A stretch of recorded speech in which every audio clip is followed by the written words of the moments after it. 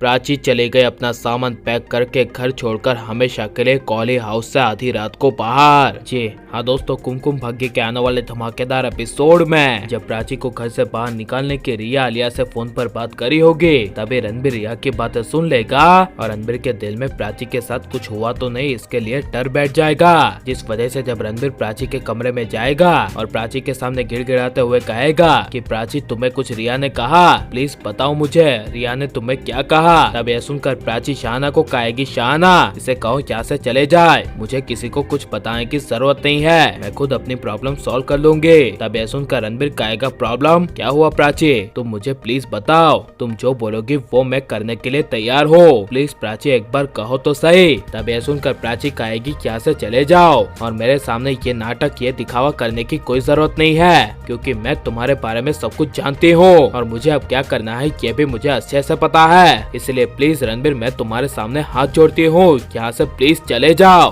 तब यह सुनकर रणबीर चला जाएगा, लेकिन जब आधी रात को प्राची अकेले कमरे में बैठकर रो रही होगी और रिया की बातों को अपने दिमाग में लेकर सोच रही होगी कि अब उसका यहाँ पर कुछ नहीं बचा और अब उसे अपने बच्चे के साथ अपनी एक नई जिंदगी की शुरुआत करनी चाहिए। तभी प्राची इसी वजह से आधी रात को किसी को पता ना चले ऐसे अपना सारा सामान पैक करके कॉली हाउस से बाहर जाने की कोशिश करेगी। यहाँ पर जब प्राची कॉली हाउस के दरवाजे पर पहुँचेगी और अपने सामने दरवाजे के बाहर रणबीर को देखेगी, तभी प्राची के पैरों तले जमीन खिसक जाएगी और रणबीर गुस्से से प्राची को कहेगा, प्राची तुम कहाँ जा रही हो, ऐसा मुझे अकेला छोड़कर कहाँ पर जाओगे। तब यह सुनकर प्राची कहेगी, मुझे जाने दो, मुझे तुम्हारी कोई जरूरत नहीं है, जस्ट लीव मी अलोन। तब यह सुनकर रणबीर प्राची का हाथ पकड़कर कहेगा, मैं भी तुम्हारे साथ आ रहा हूँ, तुम अकेले इस घर को छोड़कर नहीं जाओगे, क्योंकि अब मैं तुम्हारे साथ इस घर को छोड़कर आऊंगा और जो अभी तुम करना चाहती हो यानी अपनी एक नई जिंदगी की शुरुआत करना चाहती हो, तो इसमें मैं तुम्हारा पूरा साथ दूंगा, क्योंकि मुझे पता है कि प्राची तुम मेरे होने वाले बच्चे की माँ बनने वाली हो। और जहाँ तक बात रही मेरी,